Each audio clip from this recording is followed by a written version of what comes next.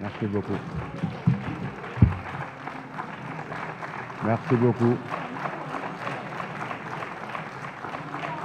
Merci beaucoup. Merci. Madame la Présidente, honorables députés, je voudrais d'abord remercier l'ensemble des honorables députés ici présents pour la sincérité du débat. Je pense que je ne vais pas durer. La majeure partie des députés qui sont intervenus l'ont fait en français, en Wolof du moins. Mais je voulais tout juste rappeler à l'honorable Samba Dang qui a posé des questions en français, lui rappeler que, en réalité, c'est l'opposé qui s'est passé. Le tourisme n'est pas en crise. Au Sénégal, le tourisme n'est pas en crise. Au Sénégal, le tourisme fonctionne. Les hôtels sont remplis. Et nous n'avons pas de problème pour vendre notre destination. Je le dis de par la grâce de Dieu et de par notre propre stratégie. Au moment où je vous parle, le Sénégal est redevenu la destination favorite des Français. Au moment où je vous parle, il y a 12 nationalités qui ne venaient pas au Sénégal, qui commencent à venir au Sénégal. Ceci est possible de par notre stabilité, les services que nous vendons, et de par surtout la stratégie de conquête des parts de marché. Si on a pu accéder à ce niveau de crédibilité, c'est parce qu'il y a eu de l'investissement. Beaucoup de sites ont été désenclavés, soit par le PUDC, soit par le programme des routes du ministère des Transports. Beaucoup de sites ont été aménagés avec le ministre de l'Urbanisme et des efforts ont été consentis. Cependant, on n'a pas atteint nos objectifs de 3 millions en 2023, mais c'est surtout dû à la crise, à la pandémie, où il fallait repartir à zéro. La stratégie est claire et les investissements sont en train de se faire. La preuve, c'est au moment où le tourisme s'affaissait dans le monde entier que des bailleurs ou des privés ont investi des millions et des millions d'euros pour construire l'hôtel que mon ami, l'honorable député Baragay, aucun Sénégalais ne l'a vu durant la construction, parce que ça s'est fait durant la pandémie. Je pense que c'est une preuve de crédibilité. Au moment où ce secteur s'affaissait et que les hôtels fermaient partout dans le monde, qu'un géant de cet ordre puisse investir autant d'argent. C'est parce que nous sommes crédibles, c'est parce que notre politique nationale ou touristique et sécuritaire rentre dans leur corde et ils sont sûrs de retrouver leur investissement. Le tourisme local contribue aujourd'hui à hauteur de 33%. Certains de nos camarades, de nos amis honorables députés m'ont posé la question, mais c'est 509 milliards. S'il avait lu le document, c'est 509 milliards en 2022. Donc nous sommes conscients de ce que nous apportons dans l'économie de ce pays. Aujourd'hui, la programmation a été lente, mais les débuts prouvent que nous avons eu raison de faire ce choix. Saly avait un problème, il fallait le récupérer. Récupérer Saly, c'était arrêter l'érosion et restaurer les plages. Ça, on l'a réussi. Si ce n'était pas ce programme-là, aujourd'hui, pratiquement, Saly n'existerait pas. Rectifier les erreurs de Saly demeurait une priorité. Ne pouvant pas le faire sans dégâts sociaux, nous avons démarré Pointe-Sarène. Et aujourd'hui, nous faisons de notre mieux pour éviter les erreurs de Saly. Peut-être c'est ce qui explique l'intervention de l'honorable député Sira Ndiaye Parce qu'à Pointe-Sarène, quand même, nous avons signé. Et la vérité, c'est qu'ils nous ont fait confiance pour démarrer à un niveau zéro. Il y a des engagements que nous avions pris que nous n'avons pas respectés. À travers la route de contournement qui est réalisée actuellement, à travers un produit d'appel de golf que nous allons réaliser. C'est ce qui empêche le démarrage de Riu 2. Inch'Allah, très prochainement, nous allons effectuer la pose de première pierre de ces deux, que ce soit le golf et le ministre des Finances est engagé à boucler le paiement pour que l'entreprise puisse faire le contournement. L'autre investissement touristique qui va se faire très prochainement, c'est le Sine Saloum. Mais ces deux groupes ont pour priorité d'investir à Saint-Louis avec 1024 chambres, honorable député Babacar Mbaye. Donc je pense que, certes, il faut aider les patrons sénégalais qui ont investi leurs propres sous, mais nous avons besoin de ces investisseurs-là. Parce que je ne vois pas de Sénégalais, en tout cas parmi les privés, à moins qu'on mutualise nos ressources, lever 500 millions pour investir sur 1024 chambres,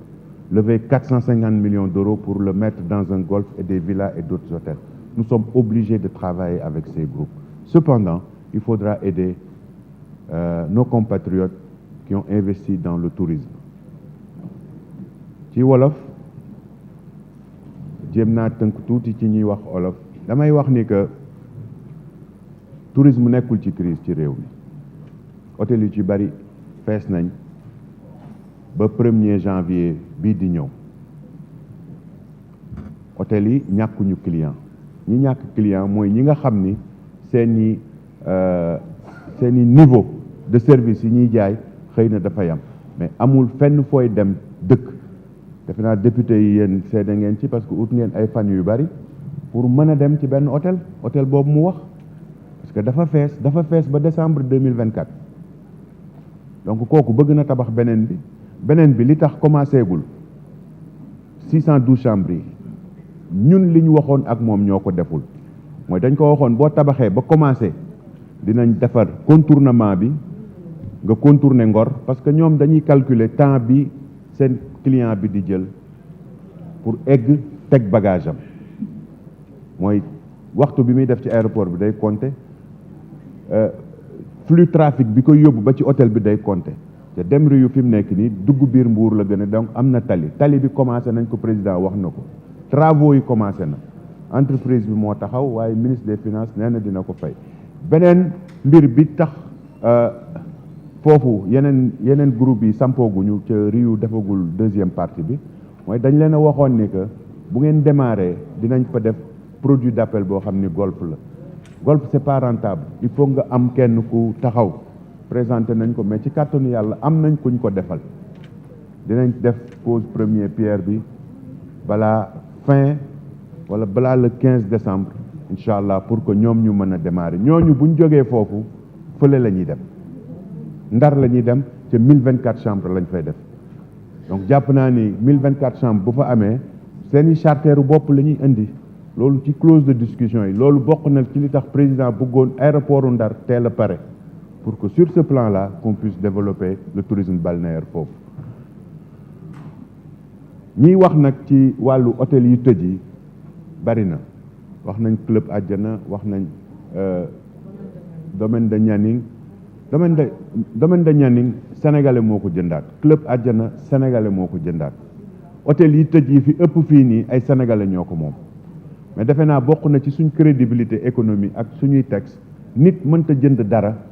état bi moom ko état bi ñëw di ci teg loxo pour ubbi ko wala pour tëj ko te dara amul hôtel yooyu dañu fayit Club Àjjana dafa fayit tubaab bi ko moomoon jaay ko beneen sénégalais kooku jënd ko di ut partenaire yaakaar naa ni am na partenaire domaine de Nianing aussi même chose Savana yi fi nekkoon dañu am ay problème Savana am na problème ak SAPCO am na problème ak keneen donc am na ci yenn yoo xam ne ñi ngi en liquidation judiciaire am na ci yenn yoo xam ni ay privé sénégalais ñi ngi discuter pour reprendre ko mais état bi mënul dara ci ku jël am hôtelam mu fayit mu dem ni day foqati pour ubbi ko loolu état mënu ko parce que alalu jàmbur la comme kër la loolu moom heure bu amee fii nii defe naa kuy investirati dootoo wóolu ñëw investir parce que mën nga def sa xaalis ba pare ñu contraindre la ci loo bëggul foqati sa yëf donc loolu waxtaan la waxtaan bi nag ni mu mën a amee mooy da ngay gis ku la wax ni que bëgg naa ñëw Sénégal investir nga ne ko mën naa la boole ak privé bi bëgg naa investir Sénégal ci tourisme nga ne ko mën naa la boole ak sénégalais bu créer facilitation yi parce que après sénégalais boobu mooy jël kayit yi mooy dem APIX mooy ut code de l'investissement dem lijjanti ci terrain ci maire yi def yooyu Sénégal bi moo koy def après ñoom ñu nekk en partenariat donc bu fekkee ni ko hôtel bu taxaw la ba pare wax dëgg yàlla warul jafe parce que foncier boobu aujourd'hui c'est recherché club Àjjana defe naa 60 hectares la domaine de Nianing aussi donc loolu foncier ay titre foncier jàmburu la mais ñoom ñooy ut partenaire biñ bëgg mais ñun suñu cër ak suñu liggéey mooy fexe ba loolu am donc bu ma tënkee parce que xam naa ni jot bi xaw na ba heure bi mi ngi yokk bu ñu tënkee tourisme mën na avancer crédit hôtelier bi liñ ci wax juste bi Covid bi jeexee changement gouvernement am dañu ñëw fekk ñu jël 11 milliards xawma 12 milliards séddale ko ñi gën a mag loolu mooy dëgg tamit ñi gën a mag mooy ay 3 milliards 4 milliards président ni nañ dindi loolu ñu dimbali ñi gën a ndaw parce que Saint-Louis pour nga am fa titre foncier dafa jafe Delta du Saloum pour nga am fa titre foncier dafa jafe pour nga am fa bail dafa jafe boo demee Diourbel hôtel bi fañ ko tabax ci délibération la këyit yooyu banques yi duñ leen jël président ni nañu fexe ñu jàppale leen ci crédit hôtelier bi ñooñu mën a développer ñu rompre contrat bi ñu amoon pas rompre mais li ñu dese ci xaalis ñu ni duñ ko yóbbu ci banque bi dañ koy reverser benn structure état bi pour mu ñëw en ligne de garantie ak FONGIP loolu lañ def yóbbuwaat xaalis bi FONGIP pour ni que dinañ impacter région yëpp parce que dañuy dem ay conseil des ministres ay tournée da ngay gis ni que pour ñu loger gouvernement bi sax problème la ay dafe dem na mais Sédhiou def nañ fa 300 millions pour tabax fa léegi au moins assemblée nationale bu ñu fa demee genn wàll gi dinañ mën a loger Sédhiou Diourbel tabax nañ feneen tamit ñi ngi tabax ñiy laajte programme ministère yi buñ liiree kayit bi wax dëgg yàlla dinañ wax honorable député Serigne defe naa mooy Serigne Abdou Thiam Serigne Abo Thiam nee na Dakar Strip lan la yan investissement la defe naa tontu woon naa ci commission bi waxoon naa ko ba mu leer wax naa la investissement yi ministère bi def Ngor Wakaam Parc Hann donc warul mën a am problème léegi nag bu fekkee ni que waxi politique mooy ñëwaat ay xamoo dara ak yaa def lii defe naa néegi ni daaw dama waa côté bii créé loon ay problème néegi ni ren ka leen yónni woon bokkul kon donc yow bul créer problème sa candidat parce que boo duggee ci man ak loolu bu génnee xaw ma ni ndax dina ñibbisi te boobu ba léegi ñu ngi ci jàmm donc nañu wax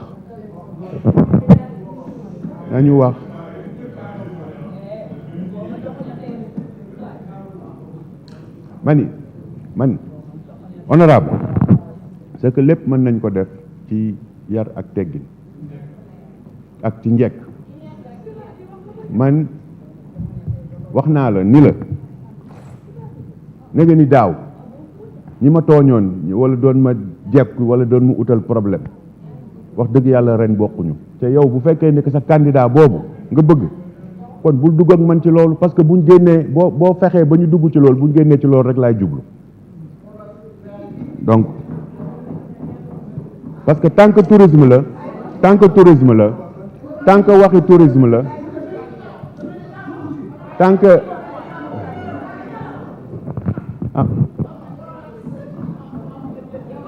xam nga honorable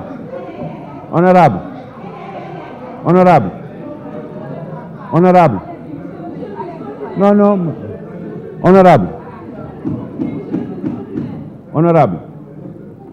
honorable nañu joxante cër rek ñu wax ci dal xam nga fii lu fi nit wax dara du ci am waaye ku bëgg a wane ni que réalité la da ngay génn rek nga dem ci télé bi fii nga wax donc man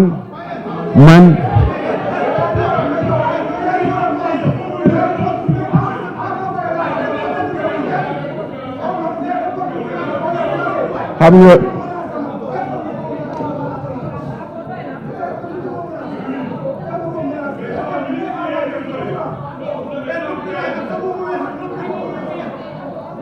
honorable bi ngay wax dama laa déglu bi muy wax dama toog noppi déglu man du ma menacé menacé wu ma ci xayma li muy laaj buñ dee waxi tourisme defe naa njàq ak jaaxle amu fi liggéey bu sell lañ def nañ suñu kéemtalaay kàttan liñ fi fekk ci ay néeg doublé nañ ko ñi jàppalewul woon doublé nañ ko ñi ñu taxawu gis nañ leen dëkk yu bari tourisme dafa naax saay non pas que amuñu performance non pas que amuñu stratégie mais Covid bi ba mu ñëwee nañ leen waroon a jàppale wuñu leen ko fii Sénégal gouvernement bi dafa taxawu hôteliers yi tey lii fi mujjee am ci budget bi di crédit hôtelier bi ñi gën a néew doole lay gën a jàppale après keneen ku bëgg a ñëw parce que nga jàppale la nga bëgg a jàppale mais président nee na nañ fexe ba hôtel yu ndawaan yi nekk ci région yi yëpp ñu fexe ba crédit hôtelier bu nekk fa ñu ngi sant ñëpp di gërëm ñëpp di kontaan tamit ci waxtaan bi merci beaucoup.